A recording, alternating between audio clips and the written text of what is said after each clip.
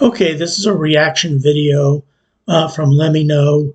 The search for DB Cooper. This is an unusual one for me in the sense that I've actually seen this video before, but I wanted to do a reaction to it because DB Cooper. There's actually a 4-part series on Netflix about DB Cooper, which I recently saw as well. And this is the search for DB Cooper. There's some information in here that's not in that one. I saw one on HBO as well, but this is the search for DB Cooper. Just let me know.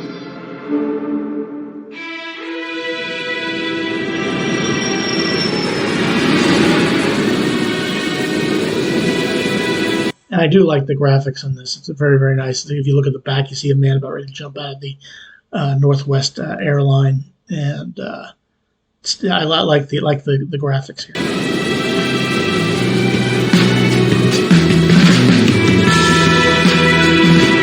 A daring parachute escape from a flying 727 somewhere between wings. A search was made of the plane immediately. We don't know who he was, where he came from, or where he went.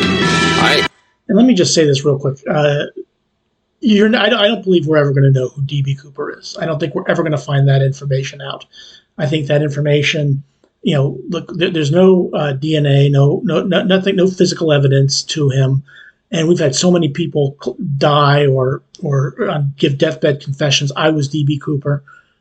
There's just really no way to find out who DB Cooper actually was. I expect that we'll keep looking until we find him or find out what happened.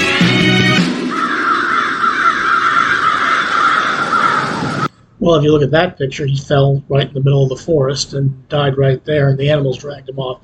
And so you're never going to find him.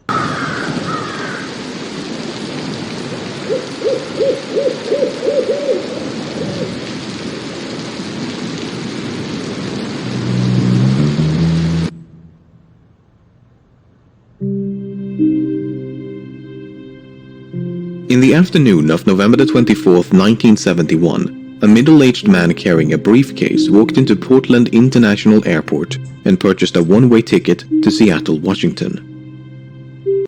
And one thing to make note of this, and other people have made note of this, I saw that if you've ever seen Vlogging Through History, he did a reaction to this one as well.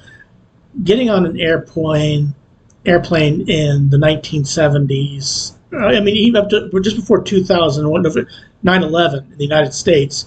I remember there was actually a very good video arcade. It's not there anymore, but it was a good video arcade at the airport. And if we were bored or wanted to go there, we would just go park at the airport, walk right through security, and go play video games at the airport. It's not there anymore, but travel is a lot tighter and a lot stricter than it was. And so it's not surprising that somebody would have been able to get a bomb or say they had a bomb on an airline at this time. The man identified himself as Dan Cooper, and along with 36 other passengers and a crew of 6, he soon boarded Northwest Airlines Flight 305. Once aboard, Cooper made himself comfortable in the middle of the last row of seats on the right side of the cabin. He ordered a drink and had a smoke, because this was the 70s. Yes, and again, that goes back to it. You could have a smoke on a smoke on a plane, get a drink. Obviously, this isn't a full plane. And look, 3 across, usually you get on these little puddle jumpers, but this is a big plane. Once the flight was cleared for departure, Cooper turned around and handed an envelope to flight attendant Florence Schaffner. Inside the envelope was a note featuring a handwritten message stating he had a bomb. Schaffner reluctantly sat down beside him and glimpsed what appeared to be 8 sticks of dynamite inside his briefcase. Cooper's demands were quite simple. He wanted $200,000 in cash and 4 parachutes. He also demanded a fuel truck to stand ready to refuel the aircraft once they landed in Seattle. Should they fail to comply with his demands, he threatened to, quote, do the job. Once the flight was airborne, Schaffner went to inform the cockpit crew, while another flight attendant by the name of Tina Mccoy remained by Cooper's side. By using a telephone in the rear of the cabin, Mccoy acted as an intermediary between Cooper and the rest of the flight crew for the remainder of the hijacking. For the next hour and a half, Flight 305 maintained a holding pattern near Seattle, while local and federal authorities scrambled to procure the ransom as well as the 4 parachutes. 10,000 $20 bills were collected from a local bank, while the owner of a nearby skydiving school supplied the chutes.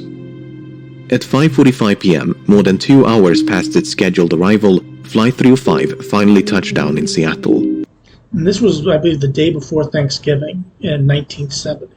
By this point, it was well after sunset, and the aircraft was brought to a remote section of the tarmac. Once the flight came to a stop, both the ransom and the parachutes were handed over to Mccoy, who then brought them back aboard. In exchange, Cooper permitted 2 of the flight attendants, as well as all the passengers, to disembark. And most of the passengers, I don't believe, even knew they were hostages. Many of whom had not yet realized the flight had been hijacked. Yeah. And I knew that before I saw the video, but I've seen this video before, so I knew they weren't. Some of them didn't even know they were hot. They just, for whatever reason, doing a holding pattern over Seattle. We land and get on with our business. With the ransom paid and only 4 crew members remaining on board, Cooper told Mccoy to inform the captain that he wanted to fly to Mexico City. They were to fly with the landing gear down, the flaps at 15 degrees and below 10,000 feet. The lights in the cabin were to be switched off, and the aft stairway, which opens from the underbelly of the fuselage, was to remain extended. That kind of gives an idea that I don't think he actually wanted to go to Mexico City. I think he had planned to jump all along. I just don't know where he intended to jump. 2 of Cooper's demands could not be satisfied. First of all, the flight configuration he'd requested would not allow for a non-stop flight to Mexico City. As such, Cooper proposed a refueling stop in Phoenix, Yuma, or Sacramento before they all agreed on Reno, Nevada. Yeah, I mean, one of the things is, and this was said on Vlogging with History, is that flights have paths. They have flight paths that they have to take. I remember when I was flying to Germany, my initial reaction, because I'm not a pilot, I thought we were going to fly over leave Atlanta and go over the Atlantic Ocean. But all of a sudden, we have a map there, and we're going up north, and all of a sudden it dawned on me, look at the flat map, look at a globe. Germany is up north. It's up farther north than Canada. And so you go up and then across. Seattle to Reno, they needed to file a flight path, and that's what they did. Second of all, it was not possible to depart with the ventral staircase extended. Cooper agreed to retract the stairs on the condition that Mccoy remained by his side and taught him how to extend them once the plane was airborne. Parked for nearly 2 hours due to complications with refueling, Flight 305 was back in the air by 7:36 p.m. Less than 5 minutes after takeoff, Cooper told Mccoy to head for the cockpit and that from this point onwards he was not to be disturbed. The last time she saw Cooper, he was standing in the middle of the aisle as if though he was preparing to jump. Mccoy joined the rest of the crew, locked the cockpit door behind her, and some 3 hours later, Flight 305 safely landed in Reno. Once the flight... And I don't think that's the last time I saw it, so nobody even went back and to look at and see what was going on. That one time she saw when he was preparing to jump. It came to a stop. The crew carefully ventured into the rear of the cabin, but there was no sign of Cooper, nor the bomb. The aft stairway had been extended mid-flight and was slightly damaged upon landing. It seemed there was only one explanation for the hijacker's absence. At some point between Seattle and Reno, Cooper had strapped on a parachute, walked down the stairs, and leaped into the dark of night. And to this day, we don't know who that person was. And they're going to mention this early, in something that I'd already known. Somehow the press overheard them say D.B. Cooper instead of Dan Cooper. And that's how the name D.B. Cooper was named. But the name he gave was Dan Cooper.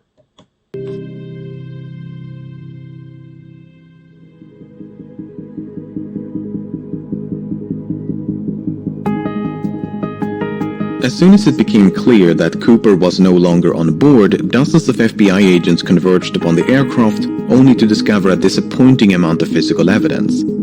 A black clip-on tie, 8 cigarette butts. And those 8 cigarette butts, I already know, have been lost. If they had those, they'd kept those and preserved those, they might have been able to get some DNA evidence, some physical evidence off them. And 2 of the 4 parachutes were all that Cooper left behind.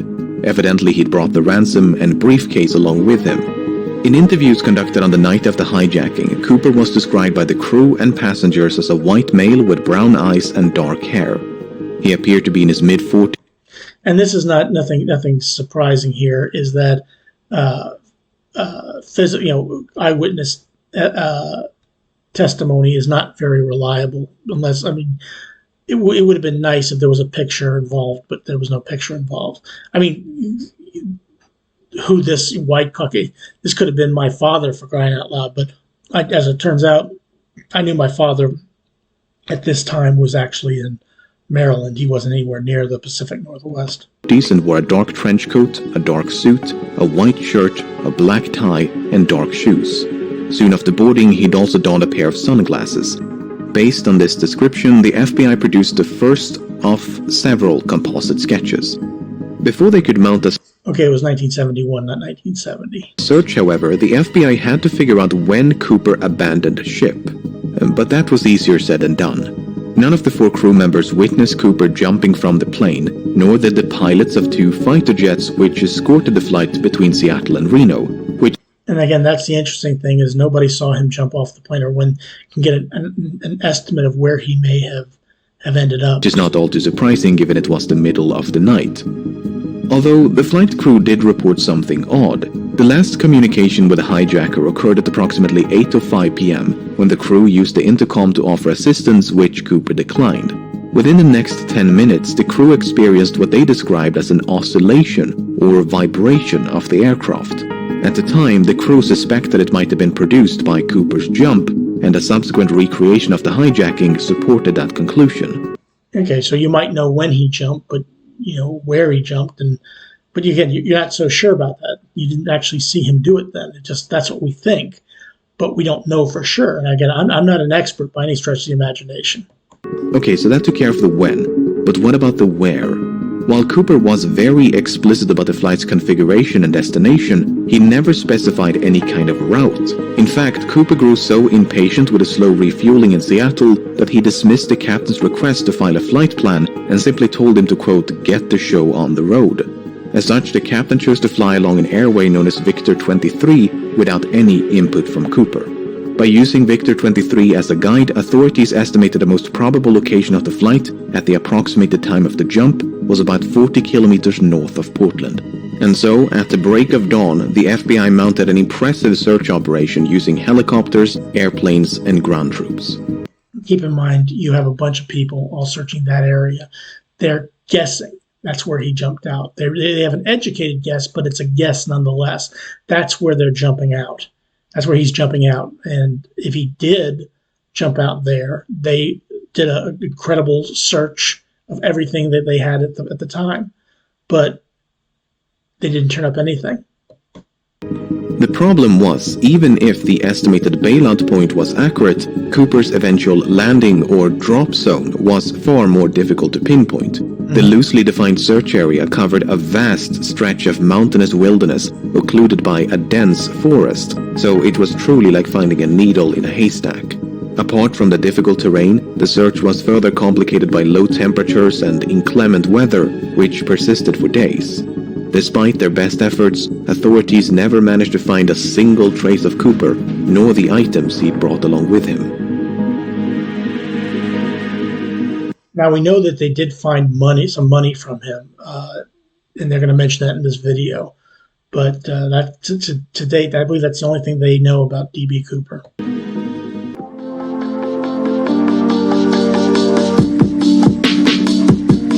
Having made little to no progress by early December, the FBI turned their attention to the $200,000 ransom. The money had been collected from the Seattle First National Bank, which maintained a ransom package of $250,000 just for such an occasion. Yeah, that's something I never knew. And they could, if he spent any of the money, they could find out maybe where he was.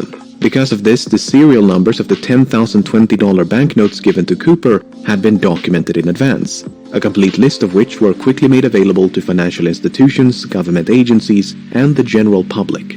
The intention was to make it as difficult as possible for Cooper to spend his money.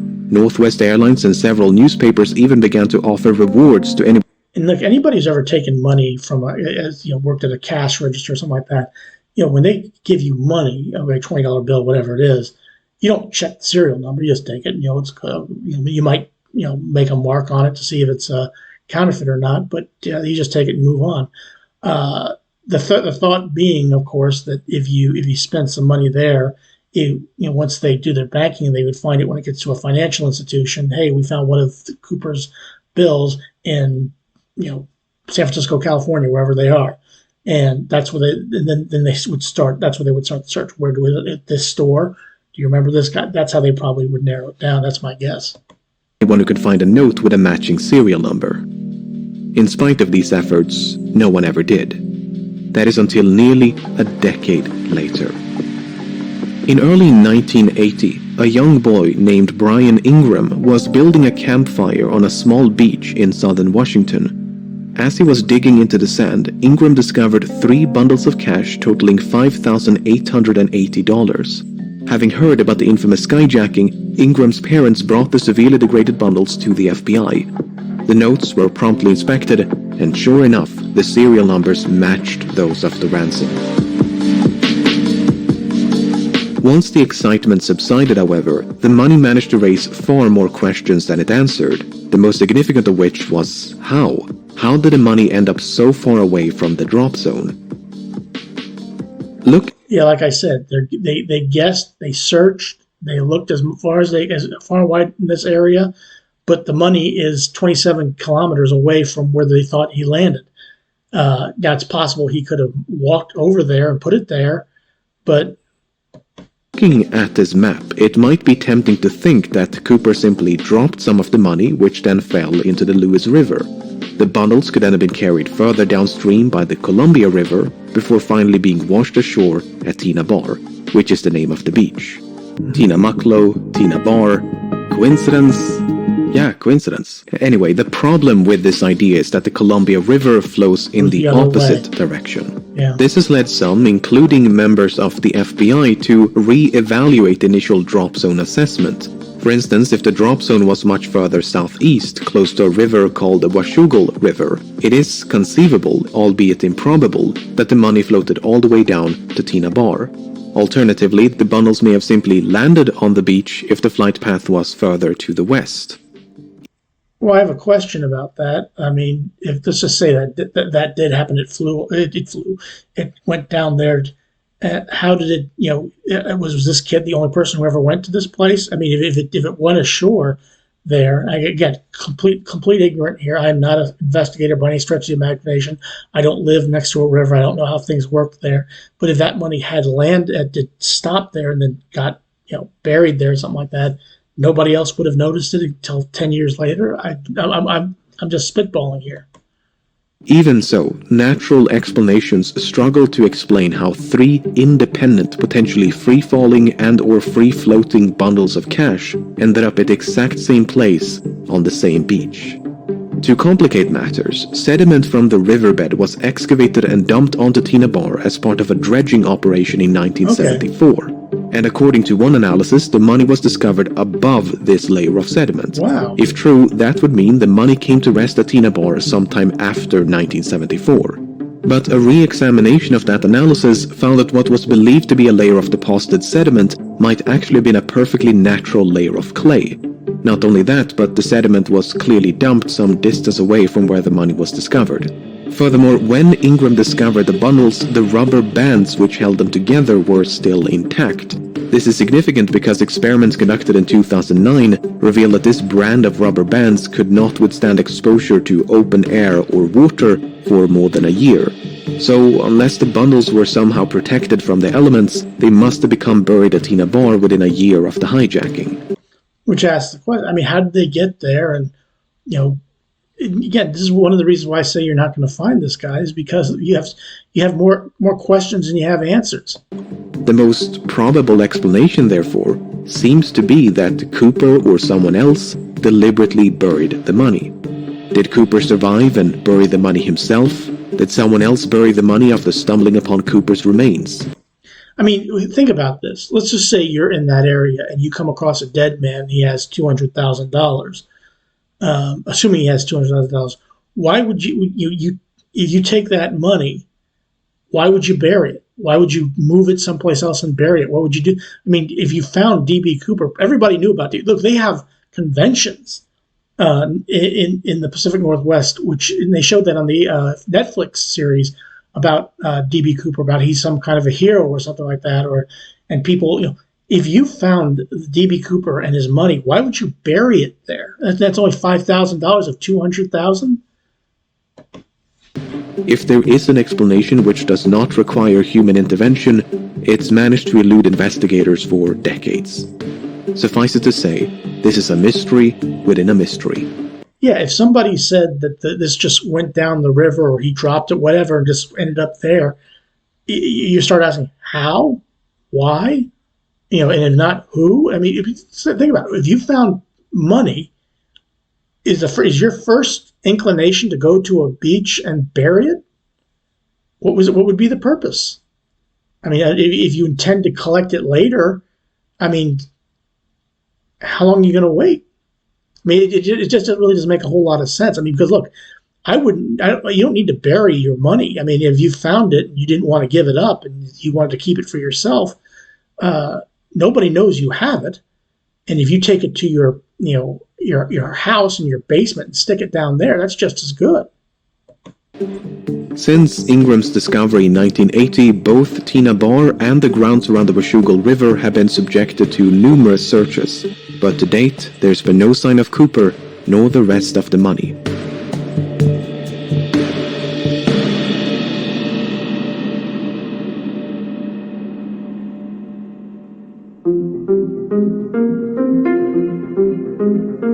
From the very beginning, it was assumed by many that Cooper did not survive his daring escape.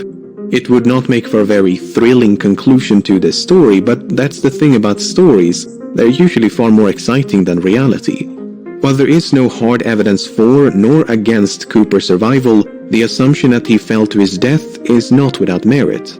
When Cooper leaped into the darkness, Flight 305 was plowing through a frigid rainstorm at roughly 170 knots, 10,000 feet above southern Washington. The wind was so violent that it ripped out a placard from the aft stairway, which was later recovered in 1978 almost directly below the estimated flight path. To say that Cooper was not dressed for the occasion would be an understatement.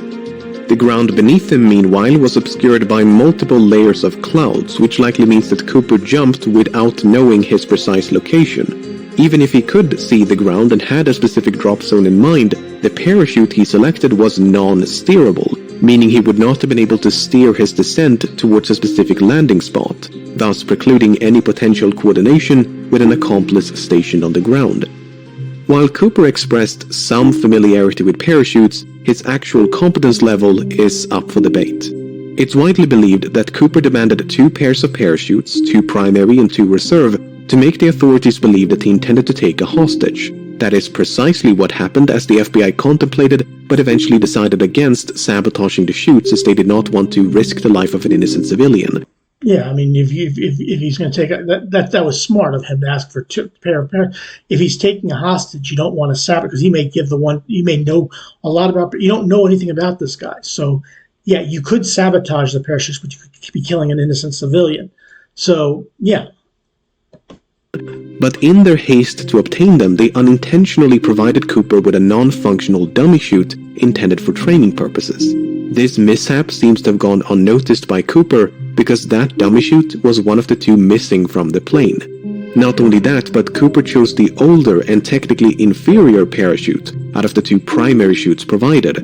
So in both cases, it seems like Cooper made the worst possible choice. But there are other ways to interpret this information. For instance, it's possible that Cooper used the dummy chute not as a reserve, but as a means to secure the bag of money. Again, without knowing anything about this guy, and they're going to come up with suspects later on. Again, it's one of these things that you could make an argument both cases that it looks like he may have made the wrong choice. But then again, maybe he didn't.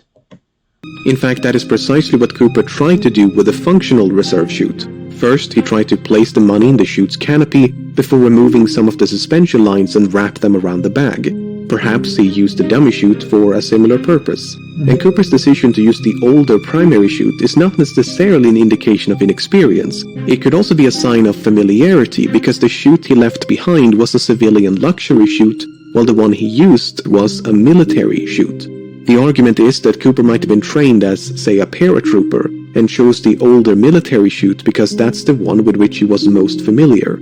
Yeah, he might have had military training and knew which chute to take. I mean, again, every time you come up with, say, hey, maybe he may have done something wrong here, you have to look, well, but, every time you bring up those buts, they And there is at least one other reason to suspect that Cooper had a military background.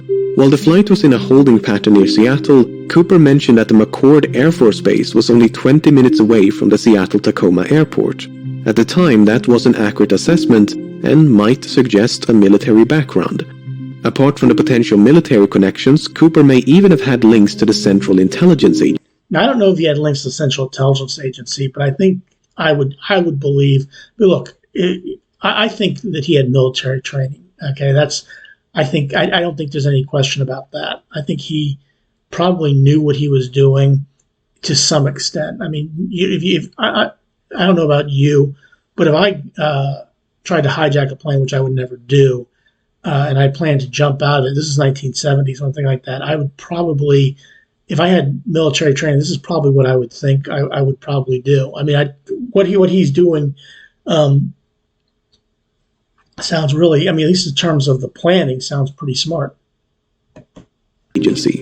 You see, the type of aircraft which Cooper chose to hijack, a Boeing 727, was also used by the CIA to covertly drop agents and supplies during the Vietnam War, a task for which the Boeing 727 was uniquely qualified due to its distinctive aft stairway. So it's fairly safe to assume that Cooper chose to hijack a Boeing 727 specifically because it provided a relatively safe means of escape. Whether he learned of this from the CIA or came to that conclusion independently is another question.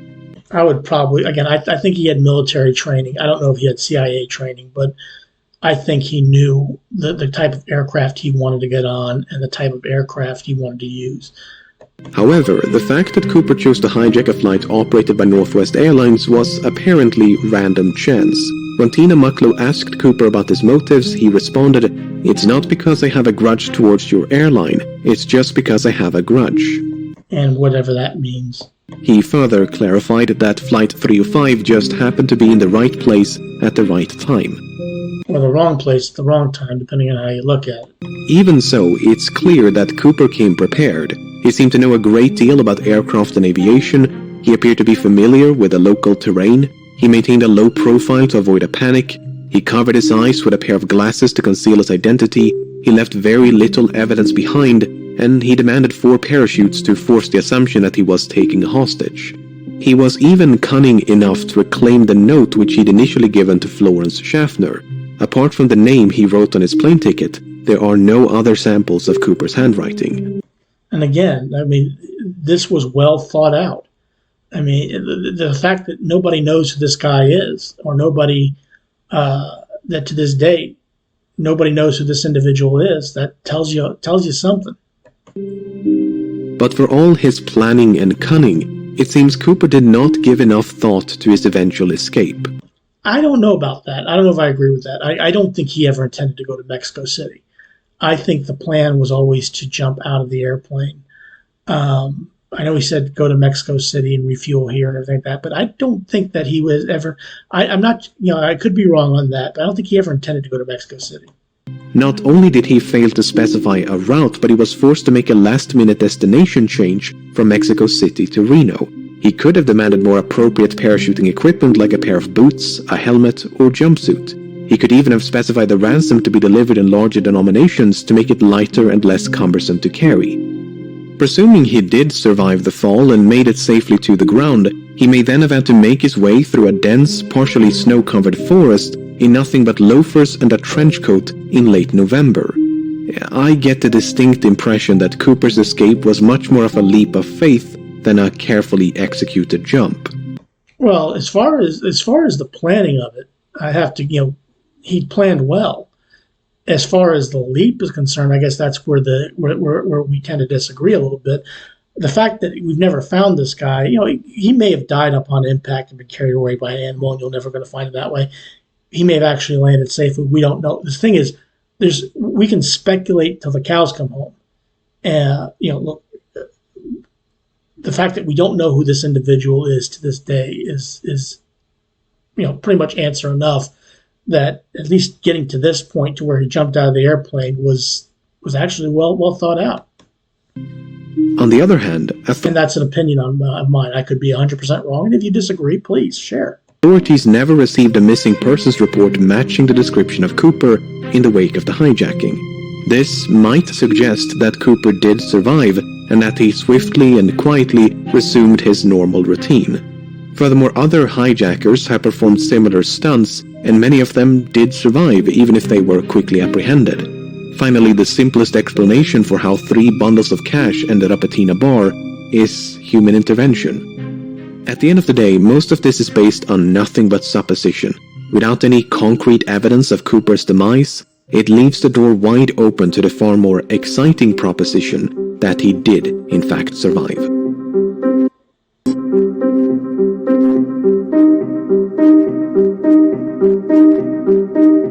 Okay, and one of these suspects they make a big deal of in the Netflix 4-parter. That's on right now if you want to see it. By the time the press got wind of the hijacking, the FBI had already begun to investigate a few potential suspects. Among them was a man in Portland with initials DB and surname Cooper. This Cooper was quickly eliminated as a suspect, but due to a mix-up by the press, the name Dan Cooper was confused for DB. Yeah, this is the press labeled him DB Cooper. His name was Dan Cooper. That's the name he gave, and that's to this day the individual is known as DB Cooper, even though he goes by the name he gave was Dan Cooper, and the rest is history. While Dan Cooper is most likely a pseudonym, there is a comic book series of the same name. Yeah, this is a Canadian comic book. Dan Cooper. It's not in English. It's in French, and they make bones about this in the Netflix series that's on right now, and that Dan Cooper was a parachutist from Canada. I think he was I'll let them explain. I think he was a special agent or something like that. The comic is written in French and centers around a Canadian pilot named Dan Cooper. Okay, Canadian pilot. While the comic was not translated into English nor sold in the United States before 1971, it was available in Canada, which has a large French-speaking population. And maybe this guy was from Canada. Given that American and Canadian accents can be difficult to distinguish, it's possible that Cooper, who was described as having no discernible accent, was a bilingual Canadian. This might even be supported by something that Cooper might have said. You see, when the captain relayed Cooper's demands to air traffic control, he used the phrase negotiable American currency. And what American would say that I want $200,000 in negotiable American currency? I want $200,000. That's pretty much all you need to say. But that may have been an indication that this was an individual from Canada, from a foreign land. Why would you say negotiable American currency? Now, it's possible you would have said that, but why would you? It seems doubtful that an American citizen would specify American currency, so perhaps Cooper was not American. The problem is, we don't know if this is a direct quote from Cooper or paraphrasing by the captain. For instance, it also asks, why would the captain of the airline paraphrase it? Notes taken by the crew during the hijacking merely contain the phrase negotiable currency, while testimonies provided by the crew after the hijacking include phrases like $200,000 in cash and circulated US currency. So Cooper might have been Canadian, and he might have taken his name from the Dan Cooper comics, just as he might have been American and might have taken his name from something or someone else. Again, back to the I don't know. We don't know. Half a century has gone by since the hijacking took place, and in that time, thousands of suspects have been questioned and investigated. It would obviously be impossible to cover all of them here, but... And to be fair, even if somebody says, I'm D.B. Cooper, even if somebody on their deathbed, there have been so many deathbed confessions, there have been so many people that have claimed to be D.B. Cooper, and without the physical evidence to put them there, how do you know? Let's take a look at some of the people that at some point or another have been suspected of being D.B. Cooper.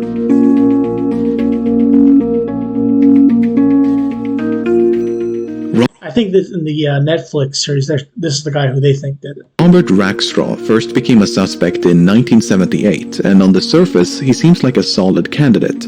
He was a decorated Army paratrooper and helicopter pilot. He had experience with explosives. He had an extensive criminal record. He had an uncle named John Cooper who was an avid skydiver. He was expelled from the army only months before the hijacking, which might suggest a motive. After all, the hijacker did say he had a grudge. When confronted by journalists and private investigators, Rackstraw would neither confirm nor outright deny that he was D.B. Cooper. Instead, he'd say things like, I could have been, or I would not discount myself. The thing about that, though, is like I said before, is that there are people, they have conventions, and people think of D.B. Cooper as a hero.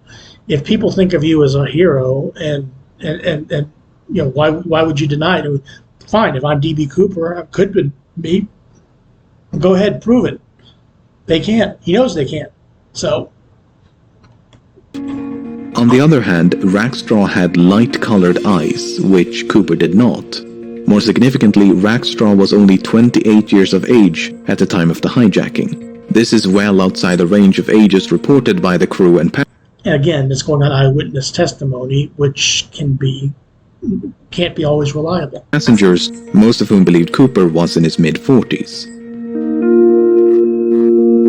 I mean, there's a lot you can talk about the cons and the pros. This could be D.B. Cooper, and it may very well have been D.B. Cooper, but we're never going to know.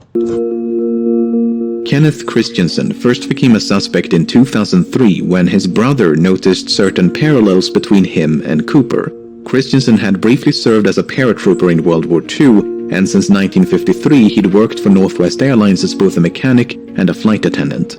He was 45 years old at the time of the hijacking. He was left-handed, which Cooper might have been. For instance, Cooper used his left hand to interact with his briefcase, and the clip-on tie he left on board was affixed with a tie clasp applied from the left.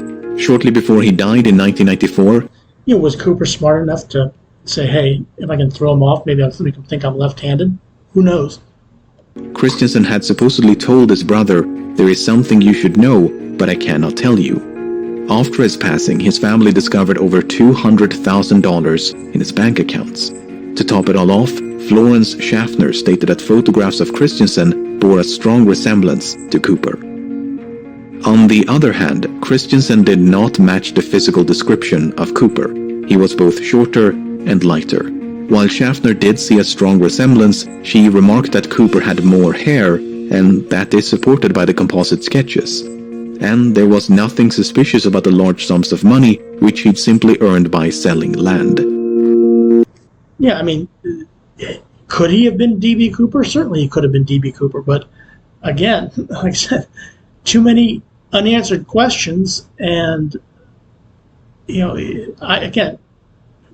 who knows? Richard Mccoy first became a suspect in 1972 when he hijacked a Boeing 727 and escaped via the aft stairway, much like D.B. Cooper. Because of the significant overlap between the two hijackings, some believe they must have been committed by the same person. McCoy used a fake name, he used a fake hand grenade to threaten the crew, he used handwritten notes to issue his demands. Both McCoy and Cooper used the phrase "no funny stuff" as a warning to the crew. McCoy demanded $500,000 in cash and 4 parachutes. McCoy also bailed out the back of the plane once they passed over his hometown in the state of Utah. Apart from this similar modus operandi, McCoy had also served in the Vietnam War as a demolitions expert and a helicopter pilot. McCoy did actually survive the fall and managed to evade authorities for 2 full days before he was apprehended and sentenced to 45 years in prison. Before his death in 1974, McCoy refused to confirm or deny that he was D.B. Cooper. Again, when I look at the picture, could this have been D.B. Cooper? It's possible.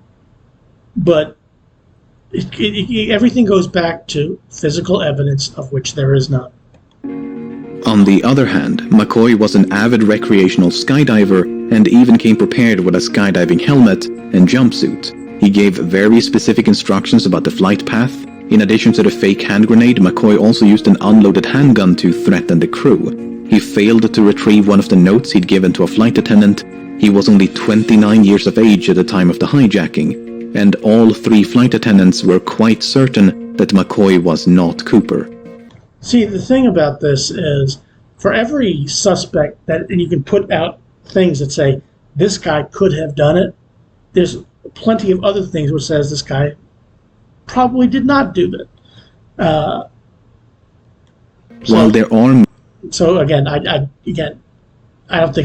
don't think we've looked at D.B. Cooper at all. meaningful parallels between these 2 cases, McCoy might simply have been a copycat who'd read about D.B. Cooper in the news.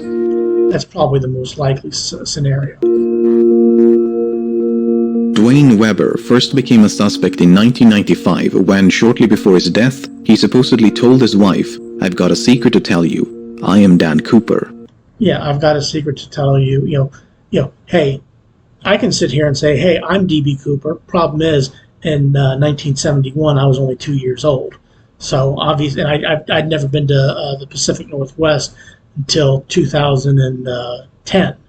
So, anybody can say they're D.B. Cooper. If they're in their, assuming that he was in his 40s, or his mid-40s, whenever that was, early to mid-40s, in 1971, add 50 to that, and that D.B. Cooper's in his 90s now. Okay? And like I said, if anybody says they were D.B. Cooper, how many people have said they're D.B. Cooper? Quite a few. Following his deathbed confession, Webber's widow recalled a number of fascinating details. She claims to have found a bank bag resembling the one used in the hijacking. She claims Webber had sustained a knee injury after jumping out of a plane. Webber supposedly had a nightmare about leaving his fingerprints on the aft stairs.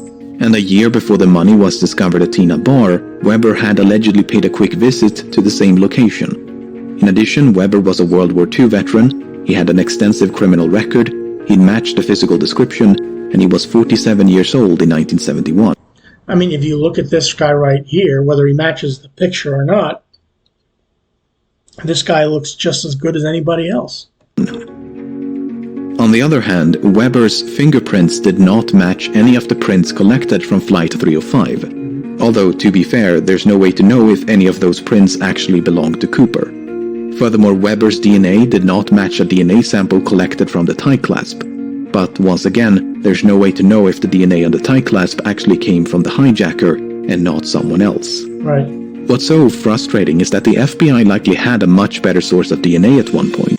And that goes back to the cigarettes, which he's going to mention here. And they lost the cigarettes. If you had the cigarettes, you might be able to find D.B. Cooper. You might be able to say, or at the very least, eliminate some of these guys who claim to be Cooper. If you recall, 8 cigarette butts were collected from the scene, and there's a good chance they were all suffused with Cooper's DNA. The problem is, that evidence was lost at some point, and has not turned up since. William Smith first became a suspect in 2018. Smith served in the Navy during World War II and likely had some experience with parachuting. He was 43 years old at the time of the hijacking. He had dark brown eyes. He matched the physical description. He shared a certain likeness with the composite sketches, especially this speculative sketch of an older D.B. Cooper. A student named Ira Daniel Cooper, who was killed in World War II, attended the same high school as Smith. Smith worked as a yardmaster for a railroad company for most of his life, but in 1970 the company filed for bankruptcy. As a consequence, Smith lost his pension, which might suggest a motive. He could, for instance, have developed a grudge towards the airline industry for their role in bringing about the downfall of the rail transportation industry. It's further speculated that Smith could have used his knowledge of railroad networks to hop on a train and escape undetected. On the other hand, Smith spent his entire life in the northeastern United States. Given that the hijacking occurred on the other side of the country, and was committed by someone who at least appeared to be familiar with the local terrain, Smith is not the most ideal candidate.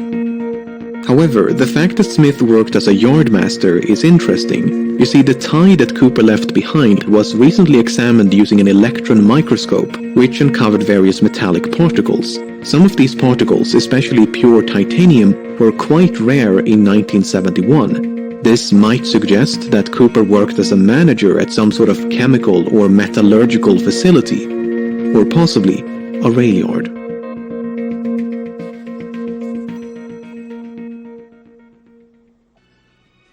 If nothing else, I hope this limited selection of suspects illustrates just how difficult it is to be certain when you have so little evidence to...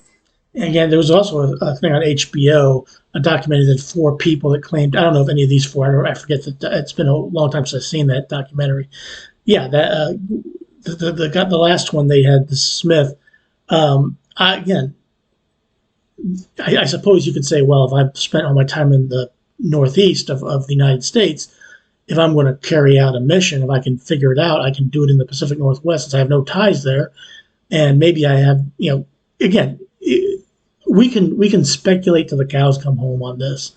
No physical evidence. So could it possibly be him? Sure. But is it likely him? Probably not. Again, we're never going to know who D.B. Cooper was. I don't think we're ever going to find that out. To work with. These 5 individuals look nothing alike, yet any one of them could be D.B. Cooper. And that goes to eyewitness accounts, because you're going on eyewitness accounts, and it's not always reliable. Was Cooper really in his mid-40s, or did he simply look old for his age? Did Cooper really serve in the military? Which one of these sketches, I think he did serve in the military, most closely resemble Cooper? In 2016, the FBI had to admit defeat and officially close down the case. Unless someone stumbles upon Cooper's remains or manages to track down the rest of the money, it seems there is little hope of resolution. Did Cooper survive? I have no idea. But as long as that possibility cannot be dismissed, the legend of D.B. Cooper will no doubt persist.